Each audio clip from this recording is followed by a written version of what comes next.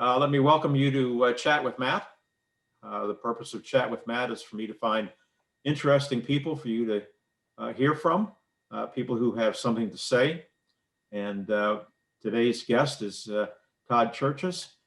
Todd is, as you know, has written a book. I hope all of you will go out to his website or wherever he has this for sale and buy it. I've already made some decent progress on his book, and it's certainly well worth reading. My practice has been to let my guest speaker introduce themselves. I found that whenever I get introduced, people butcher it, and we wouldn't want to start out that way. So I'm going to let Todd introduce himself and tell you how he's gotten to where he is today. I don't know how many of you went out to his TED Talk, but I listened to it 3 times, and it will give me a good base for asking him some questions. So with no further ado, my mother's only listened to it twice, so you're one ahead of her already, Matt. So there you go. Okay. So I've added him as a spotlight. Todd, the floor is yours, and why don't you give us a little bit about your background and how you got to where you are today?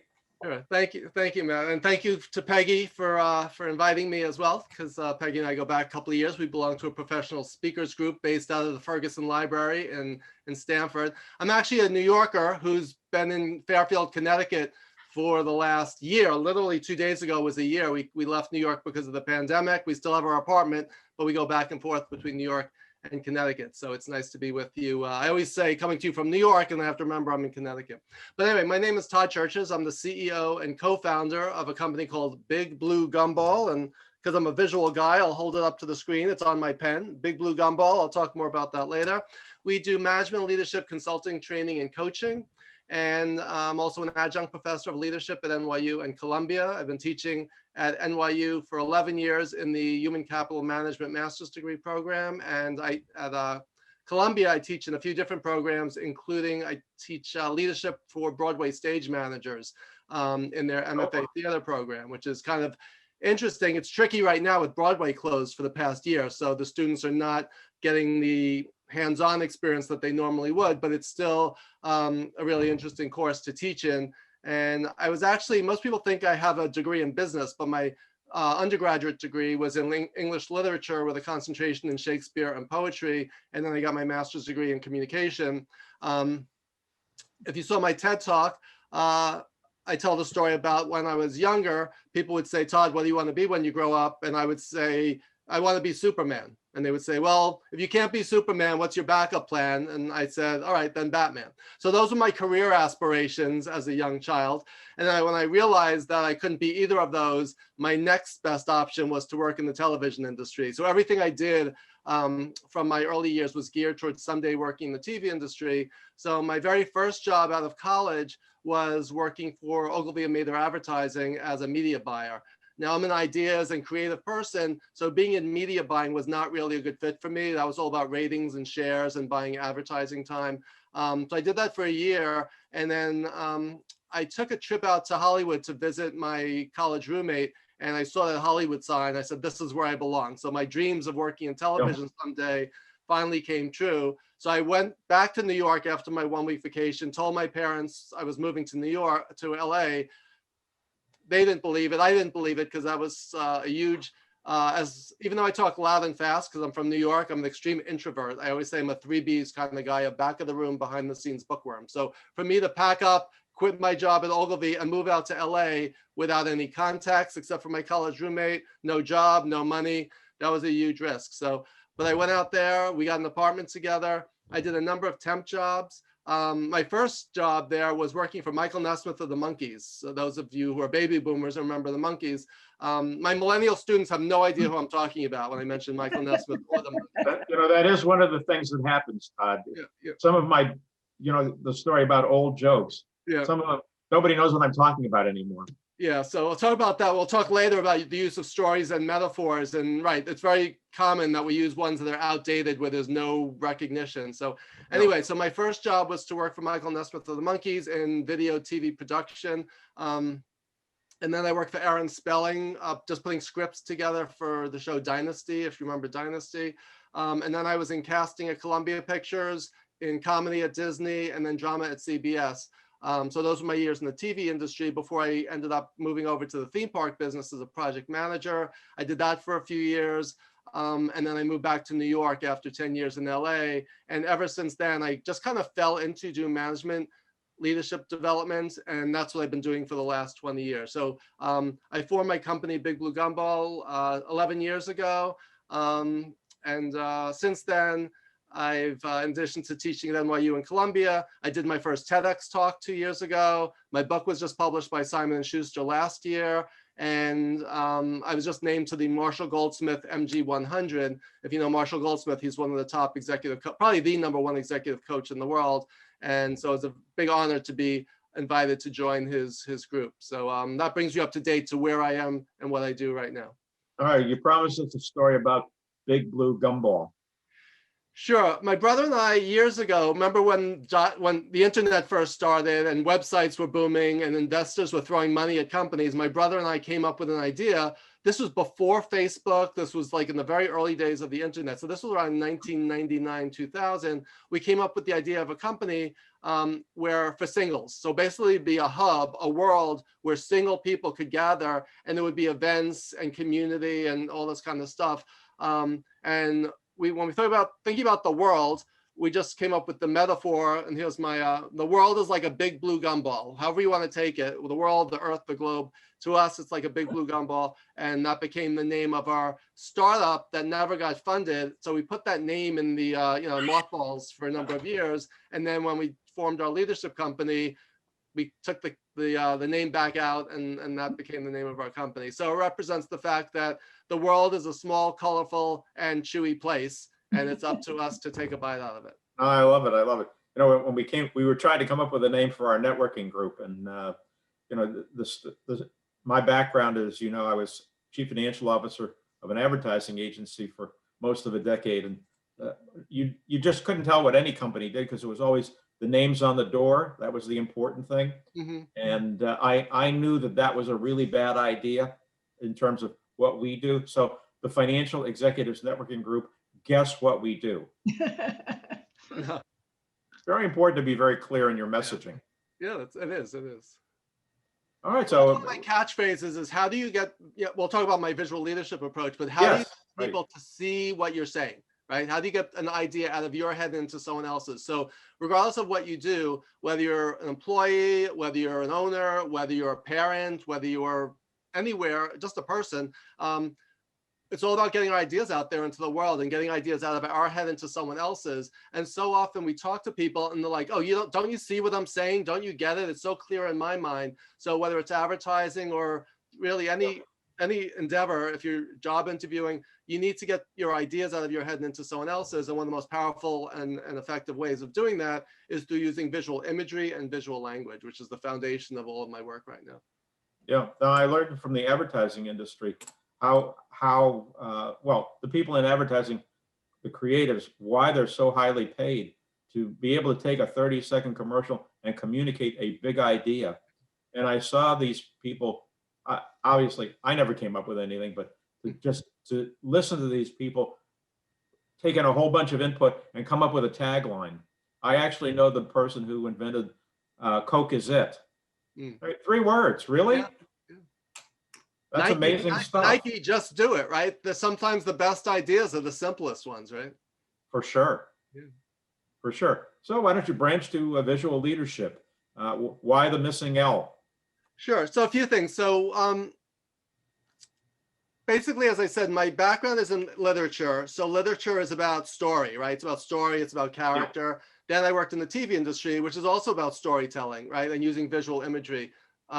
So basically that became like the foundation of my thinking and the lens through which I see the world, for lack of a better metaphor. Visual leadership is about using visual thinking techniques and applying them to leadership. And the reason behind the spelling of the word, which I'll hold up, it's a single word with a single capital L, which I now have the trademark on. Originally I applied for a service mark with the patent office. They rejected it twice. And then the third time, they approved it. So it's actually now a registered service mark. So the concept of visual leadership is this: who you are and how you lead is inseparable from the lens through which you see the world. right? So our background, our culture, our education, our upbringing, our life experiences all shape our thinking, what we see, what we don't, how we feel about things. So the decisions we make and the actions we take from a leadership perspective are all influenced by how we see the world, right? So when we talk about leadership, the word vision comes up a lot. What does it mean to have a leadership vision? What does it mean to call someone a visionary leader, like a Martin Luther King Jr. or a Nelson Mandela or a Martin or Steve Jobs or Elon Musk? It's about having a picture in your head, in your mind's eye, which is a term coined by Shakespeare in Hamlet, when he didn't know if the ghost was actually a real apparition or a figment of his imagination. So to see something in your mind's eye is to have a picture, not in your, that you don't see with your physical eye, but you see it in your head. So it's all about, as a leader, how do you get that picture in your head out there into the world to make that vision a reality? So that's the foundation of what visual leadership is all about. So it's all about visualization, and there are 4 different types of visual thinking that I'll talk about in just a few minutes. But the key idea behind visual leadership is, if you look at the eye on the cover, it's a rainbow colored eye.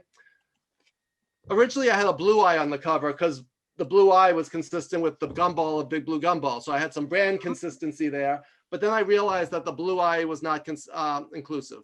So I went with a rainbow eye, which represents diversity, inclusion, belonging, equity. It's about seeing the world through the lens of not only yourself, but through others who are different from you and who see the world differently. So that's the foundation. I know Peggy does a lot of work around bias and inclusivity.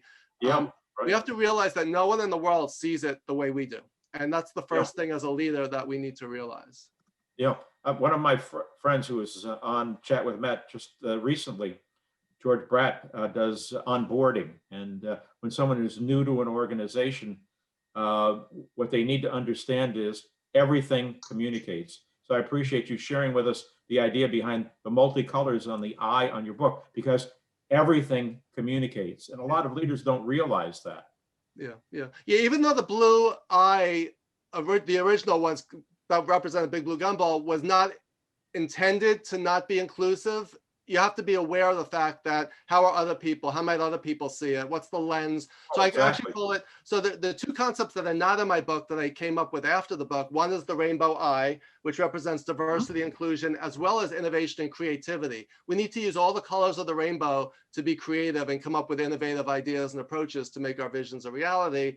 So it's about diversity, inclusion, it's about innovation, creativity. But my concept of flipping the eye is the fact that we need to take this eye, turn it around, and look inwardly at ourselves and question our biases, our values, our assumptions, our belief systems, and look at the world through the lens of other people who see it differently from us. And it's not just about making our vision a reality, but leadership is about helping other people turn their visions into reality. So all of those ideas just come from the cover. So before we even open up the book, those are some of the central themes of what visual leadership is about. Yeah. You know, the classic, somebody gets offended at something, you say, was it something I said?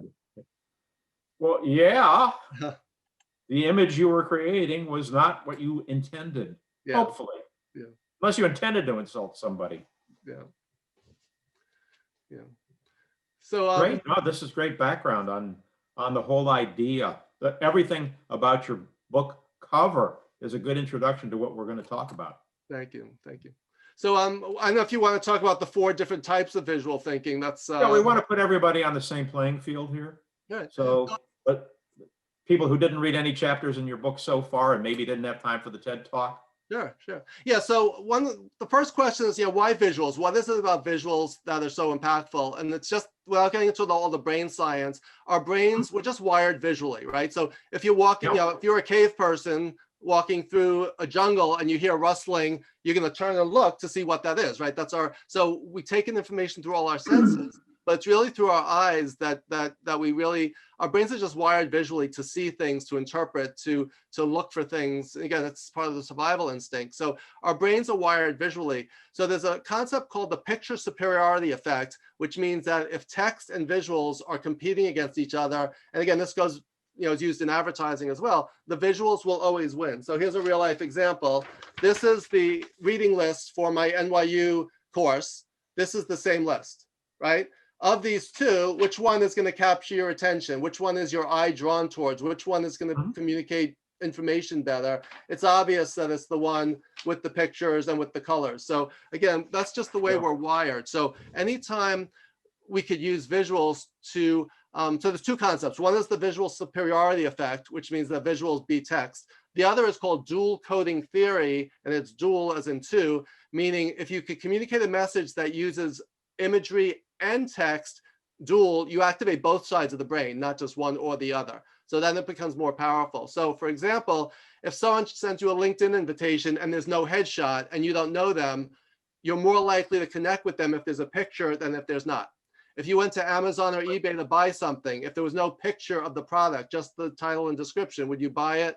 Probably not. If there was a blog post, which one are you more likely to read? The one with a colorful image or the one that has no image, right? So again, that's just the science of how our brains are wired, how our eyes are drawn to visual things. So that's why visuals are so impactful. And as I talk about in my TED Talk, I talk about three things: attention, comprehension, and retention. So when you use visual language or visual imagery, it captures our attention, right? It gets us to focus. So if I say, here, look at this, let me show you something, I have your attention.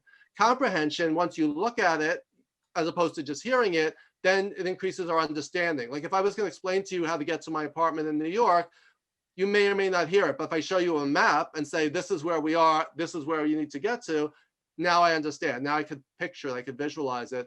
And in terms of the third one, retention, we just, in terms of recall, memory, and then later application, when we use visual imagery and visual language, we just remember it, right? So those are the key concepts behind why visuals. So, so I'll just stop there for a second before I give you my 4 different ways. What's your thought there? As you hear? No, we have our grandchildren living nearby, so we play Pictionary, and I am not an artist at all, and I'm always amazed how my crude drawings can communicate something.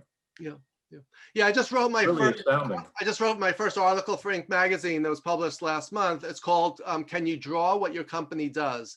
And it's based on an exercise that I do with my clients, where I actually get them, like you described with Pictionary and charades. Can you get up at a whiteboard, draw an illustration, even if you suffer from ICD, which is I can't draw syndrome? If you could draw a straight line or a circle, a square, or a triangle, you can draw well enough to get an idea out of your head and onto paper, and then explain it to someone, right? So it's just amazing how that works. Yeah. But the roughest drawing still communicates something. Yeah. So a real life example, I tell this in my TED Talk, that when I was sent to China to oversee a project as a project manager earlier in my career, I didn't speak any Chinese. Unfortunately, we found out after we got there that none of the Chinese clients spoke any English. So we had to do this whole installation and we couldn't communicate. And if we needed a hammer or a screwdriver or a nail, we had no way of communicating. So what did I do? And here's an actual copy of my drawings. I picked up a pen and I just drew. So I am not a great artist, but for someone who can't really draw, that's not too bad, right? So it's well enough to say, hey, we need this, and they ran to the toolbox and got a hammer. So we actually got the installation done, but it literally was like charades. It was like 2 words, sounds like tape measure, So it's like Peggy and I have been there. Yeah. We have my son's in-laws don't speak a whole lot of English, and we were staying with them, and I'm very handy, so I decided I was going to put up a shower curtain. The bathroom they gave us, for some reason, the bathtub did not have a shower curtain. Still can't believe that, but it didn't. And I had to, just like your drawings, I had to explain. I needed a tape measure. Yeah. I mean, I didn't know how to say tape measure in their language. In Hebrew, we speak no Hebrew or shalom. And all the tools I needed, I wish I had thought to draw. That's my point. Yeah, but that's the power of visual communication, is that if you sketch it out, people can quote see what you're saying, right? So, and again, it doesn't, I always say it's not a test of your artistic ability, it's a test of your ability to visually represent an idea. So sometimes it's not even a drawing, it could be a PowerPoint slide, it could be, like, for example, one of the things, I keep these on my desk. So if I say, one of the things I'm curious about, so I keep my little curious George, I keep on my desk to remind me to always ask why, always ask questions, always dig deeper. Or I may say I need to be flexible, or I may bend over backwards to help someone. So we use this visual language all the time. And again, it's fun, it's colorful, it's entertaining. One of the other concepts, I keep this on my desk to remind us, if we don't open our minds, we won't create the space for new ways of thinking and new possibilities. If we're closed-minded, we're limited in terms. So do we have a fixed mindset or a growth mindset that allows new ideas to take shape? So again, that's great. Those are all just like three quick visual examples of how we use imagery, objects, visual language, metaphor, which we could talk about, to communicate an idea. And you don't have to draw to do any of the things that I just talked about. Yeah. No, look, even you take Winston Churchill, victory. Yeah. Right. Yeah. A visual imagery. Yeah. Didn't have to say a word. Everybody just did this. Yeah. And they knew what he was talking about. Yeah. You could actually visualize some of his speeches, right? And there's other fingers we could use to communicate other things, but we don't want to go down that path, right? But we use, but if you even think about American Sign Language, right? Someone had to create. I love you. This says, I love you.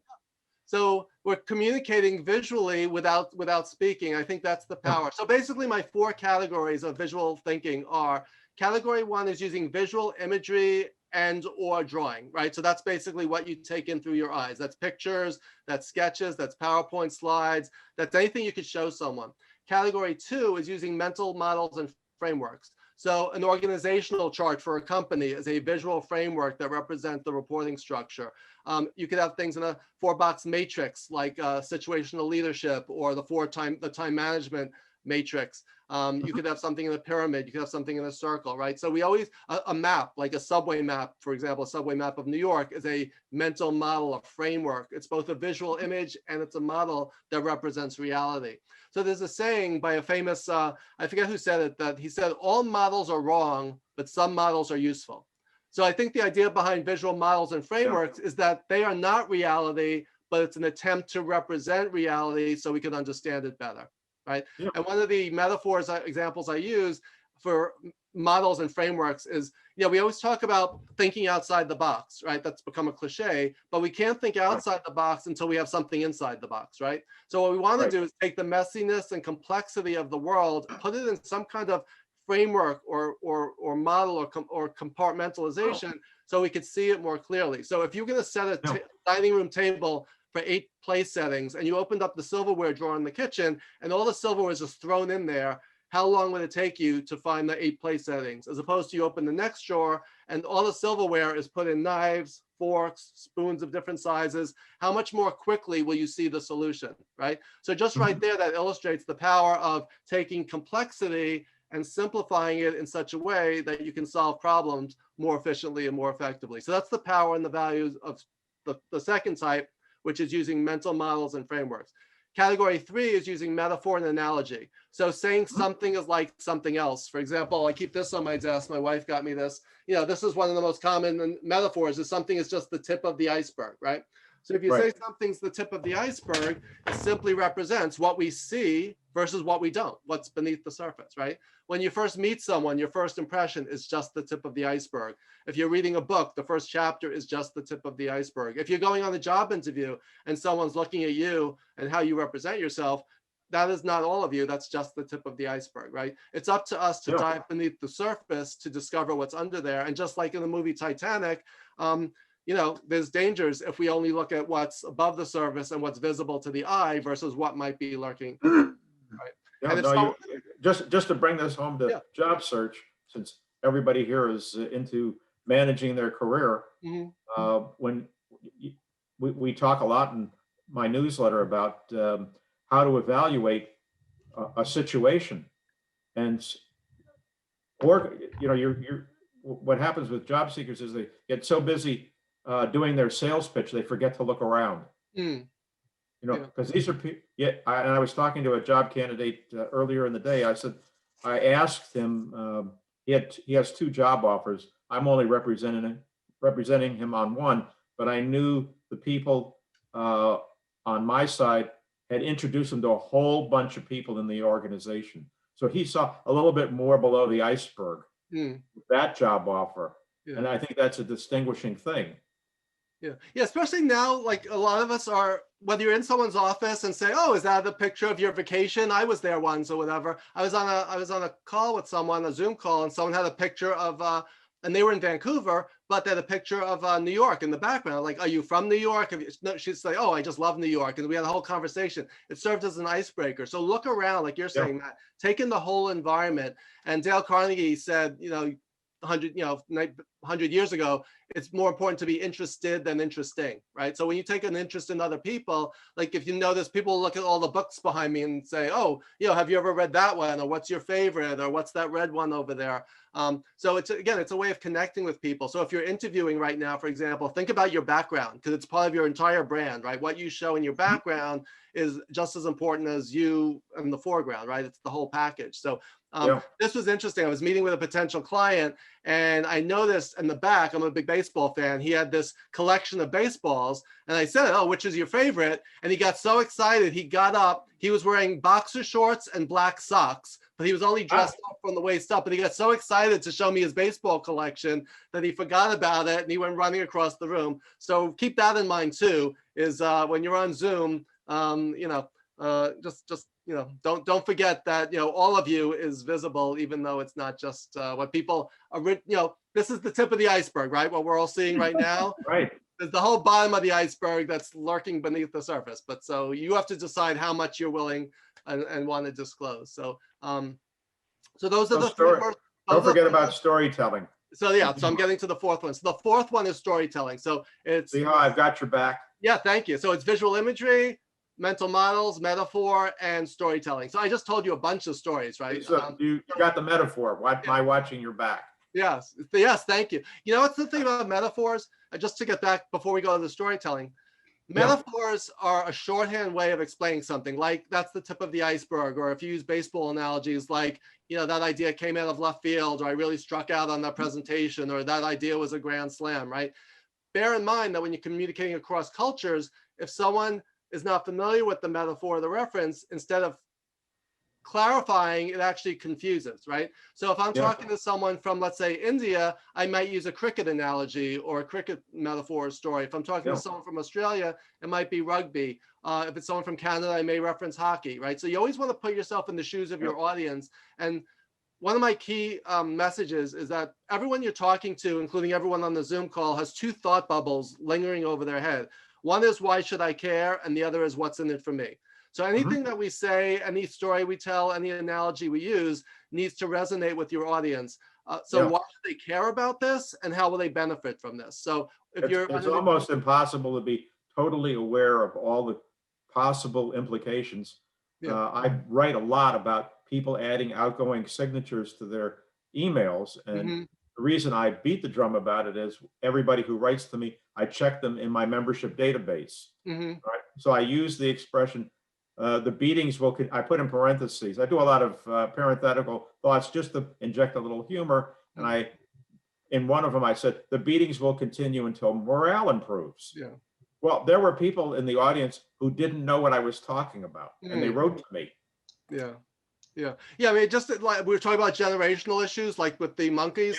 I once asked a question in my NYU class, and I got no response. And I said, it's like the sound of silence in here. And like, does everyone know that song? No one knew it. I said, Simon and Garfunkel. They thought Simon and Garfunkel was like a law firm or a consulting firm. They had literally, there was no recognition there at all. So again, we know to bear in mind. I know you were in the advertising business briefly, and I was in it for 10 years. And one of the things in advertising is the sound of one hand clapping. Yeah, that's a great one. Yeah. But so bear in mind that for a lot of us, I'm on the baby boomer Gen X cusp, but I technically am a baby boomer, realize that a lot of times we're being interviewed by a Gen Xer or a millennial who may not. So when we tell a story about, well, when I was at IBM in 1975, it's like they don't care about that. In fact, it makes you look dinosaurish, right? So you want to be portraying yourself in a way that a millennial will relate to, right? So I once said something about sounding like a broken record, and my student thought that was a good thing because they thought it was like breaking a record in the Olympics and winning a gold medal. They had never listened to a vinyl album and had that experience of the needle getting stuck in the groove and repeating itself over and over again. So again, we need to put ourselves. I'm going to have to remember that I can't use that as an expression anymore. Yeah.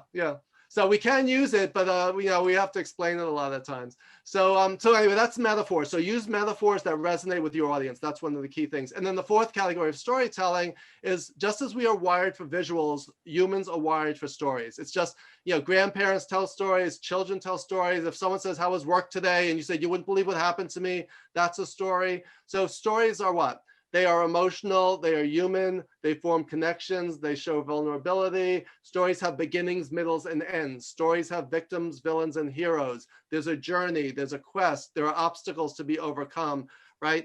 So just think about— And they paint pictures too in our minds. Yeah. So that's the power of visual storytelling. It is just like a movie. And if you think about the word movie is short for moving pictures. And why are they called moving or motion pictures? Because they're literally still frames that are moving at 60 frames a second that trick our mind into seeing motion. That's why they're called movies. That's why they're called motion pictures. So that's a metaphor that we don't even think about. But just as Matt is saying, in our stories, we're getting someone to paint a picture in their mind that we have in our mind. So just as an interviewing tip, I just want to say, if someone says to you, tell me about a time when you did X, Y, and Z, they don't really care about the time you did it. They want to know if you could do the job that you're interviewing for, right? So always frame any story you tell through the lens of your listener and say, there's something called the QBQ, the question behind the question. The question they're asking, they don't care about what you did back in Disney in 1990. They want to know, how could you use what you learned there in this job? Can you do this job? So everything that they're asking you and listening for is, can you do this job, right? And I'm going to give you a formula that I mentioned in my book called PARLA, P-A-R-L-A. And this is could be the most valuable thing you take from this session. PARLA, P-A-R-L-A, starts with, tell me about a problem you faced, right? Or a situation you faced, but let's say P for problem. Tell me about a problem you faced. The A is, what is the action that you took? So what did you actually do to address the problem? And the R is, what was the result? So that's all in the past, right? I faced this problem, I took this action, and here was the result, whether it was positive or negative. The L is, what did you learn from that experience? What did you take from that experience that you keep with you today? And the last A is how, and this is what they're listening for, how would you apply what you learned in this job, in the future, in this new context, right? So again, they're listening for, can you do this job? So if someone says, tell me about a time when, always be thinking about, what are they asking? What are they looking for? So that story you tell should basically illustrate how you can take what you learned and apply it in this job. So I think that is one of the most valuable and powerful things you could take from this session today. I think people forget frequently when they're having a conversation with someone who might offer them a job, that everything they're saying is a story about them. They are painting a picture of who they are. Whether it's your hobbies, what you had for breakfast, everything is a story about you. There's a metaphor I use in my book where I call it the Visometer. And it's the idea, when I worked in the TV industry, we would we've produced TV pilots, and we bring focus groups in to watch the pilots, and they would get a little dial. And as they're watching the show, it was 0 to 5 was the red zone, and 5 to 10 was the green zone. If they liked the show, liked the character, thought it was funny or interesting, you dial it up to the 5 or the 10. If you don't like the character, think it's boring, don't like whatever, you dial it down. People are doing that with us all the time. Right? Oh, I like this person. They're really nice. Oh, that was kind of an idiotic thing to say. I don't know if this person's that smart. Oh, that was nice. So we're constantly dialing up and down. When you're being interviewed, that's what the person is doing. They're constantly saying, oh, this person's a great fit for this job. Oh, no, I'm not so sure. But you know what? That was actually a great example. Maybe I should give them a shot. So always be thinking about how you could keep it in that green 5 to 10 zone. Don't ever say anything where you're shooting yourself in the foot and say, oh, I shouldn't have said that, or that was really stupid. So just always be thinking that we're just as they're judging us, we're judging them. Do I want to work here? Is this someone I can see myself working for? So that's just one metaphor I use to help frame how people are thinking and what's going on visually in our heads. And it's all about story, as we were just talking about. Yeah, right. Absolutely. So you mentioned the black socks. I thought that was a great story from your book. Thank you. Yeah, so black socks make their lives too complicated. Yeah, so one of my metaphors is I call it black sock decision making. And the short version is that years ago when I was traveling on business, I would pack my bags. I always take a half hour to match my socks to my ties to my suit. And I realized I'm spending so much time doing this. What if I just wore black socks all the time? So I went to Macy's and down Herald Square, and I bought like 12 pairs of black socks, and I just wore black socks. And none of my clients seemed to care or know this, right? Whatever. But that was just one less decision I had to make. There was one less, complication. So if you could simplify complexity, the question of black sock decision making is, what are some of the complications in your life that you could simplify just through elimination, just changing something? Instead of saying, here are 10 toothpastes to choose from, I just have one or two. And then again, every one of those things, that every time you simplify one aspect of your life, it opens up and frees up your brain cells to use them more productively for the things that really do matter. So again, that's the metaphor of black sock decision making. My analogy was that I'm sure you remember there was a time when people dressed up for work. Yes. And when I was CFO of this ad agency, I had 5 suits. So I had 5 brand new suits, and I had like 2 or 3 ties to go with each one. So I had my daughter label each tie with which suit it went with. So in the morning, and I commuted into New York City, and I got up very early in the morning, I wouldn't have to think about it. Yeah.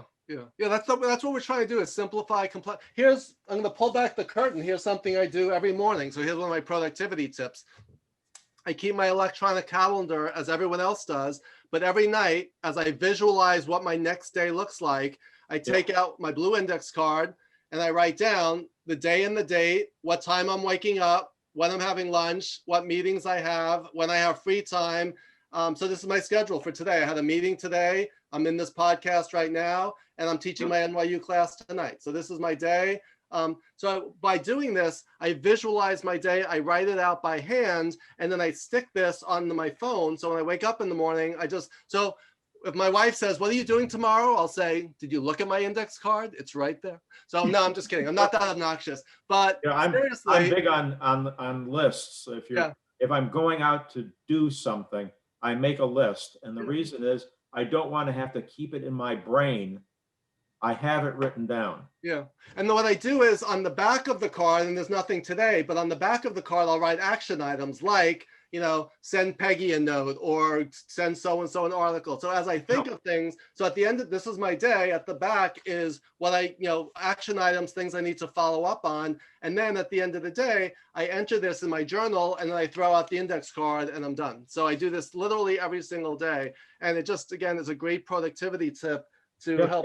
It's just so, I think the point here is it's just so vitally important to clear your mind of things that you don't have to keep in your brain so you can think about other things. That's how I use my lists and my structure. My children and my grandchildren tease me because I get up at the same time every day. I have breakfast at set times, and it is something then I therefore do not have to think about. Yeah. That's what we want to use our brains for the things that matter, to be creative. Right. If we don't create the time and space to do that, then all we do is end up,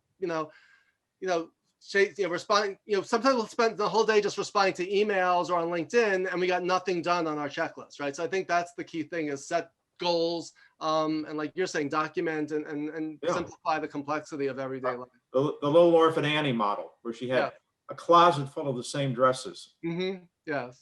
It simplified her life. Do we want to take some questions, or do you want to talk more about some of the chapters, or what we like to do? Well, what I tell people is if they don't put questions in the chat box, we're going to keep talking. All right. So if anyone has any questions for me, feel free to type them in the chat box, and we'll make it a little more. So let's work on the vision thing and how great leaders paint a picture of the future. Yeah, I mean, the classic example is Martin Luther King Jr. didn't say, I have a 500-page binder with my plans for the future. He said, I have a dream, right? So I have a plan for that. Yeah. So that's the thing. It starts with a vision. It starts with a picture of a future that is different from and better than the current reality. People are not motivated, inspired by numbers. People are not motivated, inspired by cash flow statements and spreadsheets. People are motivated, inspired by a vision. Now, hopefully you'll make money on it and et cetera, but that's not what motivates people. Dan Pink, in his book Drive, which is one of my favorite books, talks about the fact that that people are intrinsically motivated by AM and P, autonomy, mastery, and purpose. Autonomy is freedom. People want the freedom to do their jobs the way that works best for them. Mastery, people want to be learning and developing and growing. And purpose is people want to do work that has meaning, that matters, right? So if people have those three things, hopefully you're doing something where you can make a living and make money doing it, but it's not about the money, it's about the work. It's about doing something that's fulfilling and intrinsically motivating. And then hopefully, the dollars will follow after that. So I think as a leader, we need to create a vision. And that's part of visual thinking and visual communication, and that add up to visual leadership. Is visual thinking is formulating that vision, that picture of the future in your mind. Visual communication is about communicating that vision in a clear, compelling, and inspiring way. And visual leadership is about putting those things together to help motivate and inspire people to help you turn that vision into reality, but also so that you can help them turn their visions into reality. So that's the foundation of visual leadership. We have this little thing we call the 90-second announcement, and I think you talked about it at some point in something I read in your book or in your TED Talk. What people don't understand about 90-second announcements is that they're painting a picture of themselves that other people can repeat. It's sort of like the leadership vision thing. Yeah. That a great leader will create a vision that people in the organization can continually repeat, not only to themselves, but to each other. Yeah, that's the foundation of advertising, right?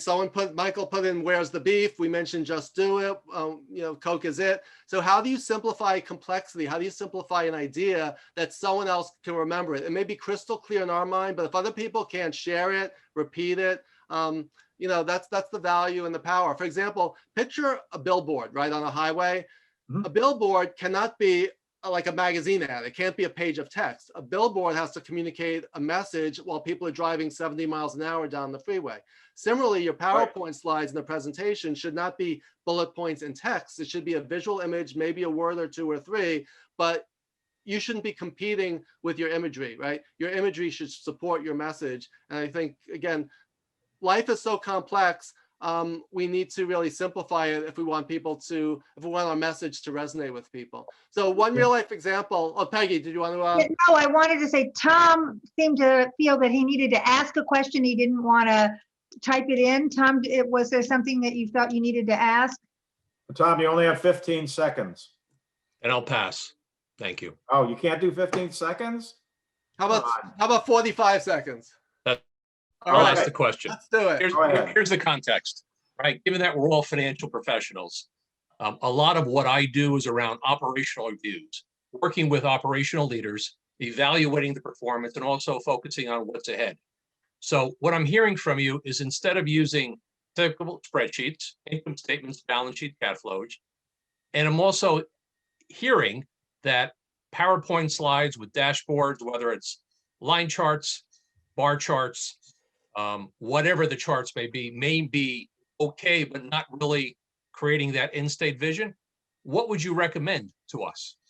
Right? How can we take your learnings and create a story that is not basic bar charts, line charts, to get to the next level? Yeah, that's a great question. That's an excellent question. So here's the thing. What we're trying to do is simplify complexity. And this is one of the things I say that kind of jolts people. I say the numbers are meaningless. And people say, what do you mean the numbers are meaningless? The numbers are meaningless outside of the context and outside of the story they tell, right? So if you just bore people to death with statistics and data and numbers, your message is the numbers just go in one ear and out the other. But can you simplify the numbers? Here's a real life example. I did a whole workshop on this dreaded little microscopic thing that's ruined our lives for the last year, right? So managing and leading in the age of COVID. The phrase flatten the curve did not exist a year ago, right? Or a little more than a year ago. If you nothing about viruses and nothing about statistics, you could still understand the fact that if we do not take health precautions, we're going to overload the healthcare system. So we need to flatten the curve and space things out. So this is a very powerful message based in numbers, but it's about the story, and the story changed our behavior, right? If we wear masks and if we socially distance, my screen is frozen. So that's just one example. But if you bored people to death with the statistics of viruses and percentages, that wouldn't change anyone's behavior. Flatten the curve became not only a 3-word catchphrase, but we all get it, right? And I think here's another example. If I say I have a 250 average, is that good or bad? It depends, right? If it's baseball or softball, it's just okay. If it's bowling, it's pretty great, right? So the number 250 is meaningless outside of its context. So that's what we want. That's what my message to Tom is. Think about who's your audience, what's the why should I care, what's in it for me, for them. How could you translate your numbers into visuals, whether it's a chart, a bar chart, a pie chart, whatever, and then tell the story about what the numbers represent. You could always send them the data. You could always send them the spreadsheets afterwards, or you can say, as a follow-up, look at page 3, line 4, and let's talk about these numbers.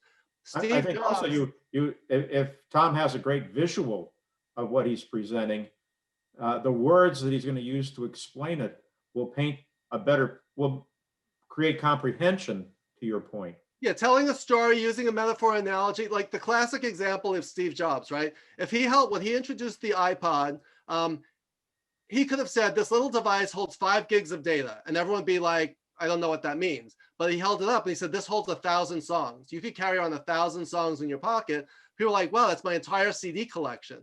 Gigs don't mean anything to the public. 1,000 songs was pretty amazing. And then everyone bought an iPod, right? So that's my answer to the question is, who's your audience? What do they care about? And how can you translate your numbers into something meaningful to them? So Tom, what's your thought hearing that?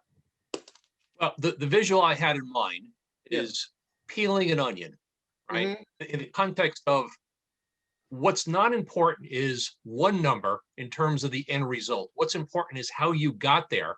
And it usually takes a couple layers beneath to really understand the operational cause on why that number is good, bad, or indifferent.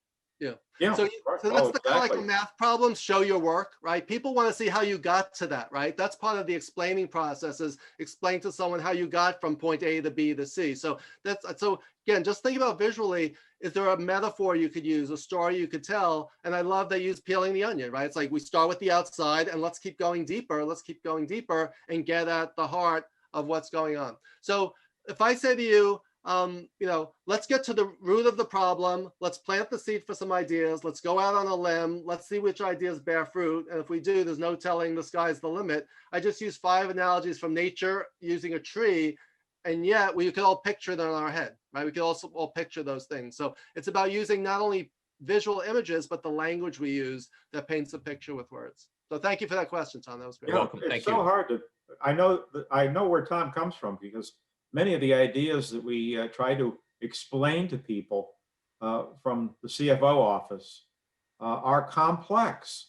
And our belief system always is primarily due to, partially offset by, and we have to explain every single detail. Most people operate with a lot less information. Maybe you'd like to talk to that point. Yeah, well, I just deal with a lot of non-financial people. Yeah. In my book, one of my chapters is called How My Cardiologist Almost Gave Me a Heart Attack. And the story basically is, I went through my routine heart exams. The cardiologist came in and said, based on your numbers, your results, you have a 5% chance of having a heart attack within the next 10 years. And I almost passed out and died right there. But then I said to him, doesn't that mean that I have a 95% chance that I won't have a heart attack within the next 10 years? And then he said, yeah, that's another way of looking at it.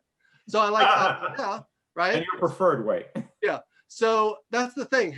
Were his numbers wrong? No. Was what he communicated wrong? No. But was that the message he meant to convey? Not at all. Because my results were totally perfect and normal for a male of my age, right? So think about, it's not the numbers, it's the story the numbers tell. It's the message you intend to convey.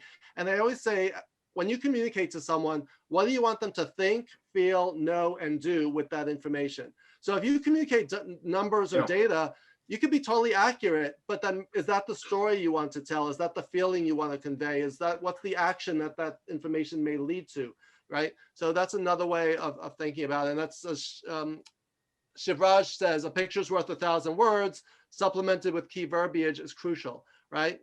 So yeah, that's why that's saying a picture is worth 1,000 words. Napoleon said a good sketch is better than a long speech. So, the idea of using visuals and pictures has been around since caveman times. That's one of the analogies I use is, if you think about caveman drawings from 44,000 BC, if you see a fire, a bison, and a guy holding a spear, they were trying to tell some story back from 44,000 years ago, right? Egyptian hieroglyphics and pictograms, which evolved into our alphabet, started as pictures and evolved into letters, right? And often we use emojis. If you do a thumbs up, thumbs down, a heart, we all know what those mean. So emojis to me are the modern day equivalent of caveman drawings, right? It's a way of visually representing an idea as a shortcut to express an idea, a feeling, or to convey some information. Yeah, very, very good. Other What's else? What's in the chat box, Peggy? There wasn't anything else. Okay. Todd read we're no questions. So anybody have one or anybody want to comment? I hope you're finding this useful and engaging, because I definitely am. I think, Todd, you're excellent, and you're painting wonderful pictures with your words. And you also showed us a lot of great examples to help us remember, because we do remember when we see something, not just when we hear it. As a matter of fact, if we only hear it, we don't usually remember it. Yeah, yeah. You know, so I'm sure you have some good stories for us, but I think the big message is complexity, reducing complexity to its essence is what great leaders do. Yeah. And, you know, if you're the chief financial officer, there are, you know, when you tell people, oh, no, you have the chart upside down, that's not a good thing. You know, the sales are going this way. You had the chart wrong. Yeah, yeah, it's the whole hockey stick. Yeah, There are messages you have to communicate, and you want to make sure they've been received. Yeah, yeah. At my previous company, our CFO would get up at every town hall and he would just bore people to death because he would just read numbers and numbers and numbers. And they actually got him a presentation skills coach who completely turned him around, because she's like, what's the story? What's the message? What do you want people to, how do you want people to react? No one cares about the numbers. They want to know, what does this mean? Am I getting my raise? Are we getting a bonus? Are we going out of business? That's, you know, tell us what the numbers mean. Now, of course, numbers, you know, numbers people want to talk numbers, right? But not everyone does. So you need to, again, remember who your audience is and what's the message. Again, it's all about messaging, right? All right, Peggy has her hand up. Somebody said that you mentioned in your dedication your bad boss. We wanted to know what you were talking about. Was he bad at communication, or what was your inference for those words? Well, she was bad at pretty much everything, anything and everything. So thank you for that question, Elaine. Yeah, I mean, the bad boss, I've had many. My book is dedicated, for those who haven't seen it, it's dedicated first to my wife, secondly to my parents, and thirdly to all the horrible bosses without whom my career would not have been possible. Because bad bosses that drove me into reading all these management leadership books. And back in 1998, I was hired by the American Management Association to revamp their mini MBA program. And I started reading management leadership books one after another. So some weeks I would read 3 or 5, and I've continued that habit since 1998. So that's 22 years. I've read an average of 1 business book a week.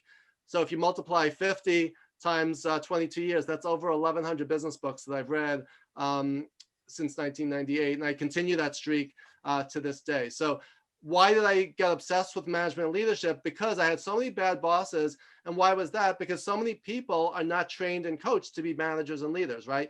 You take the top salesperson, you're now the manager. The top IT person, you're now the head of IT.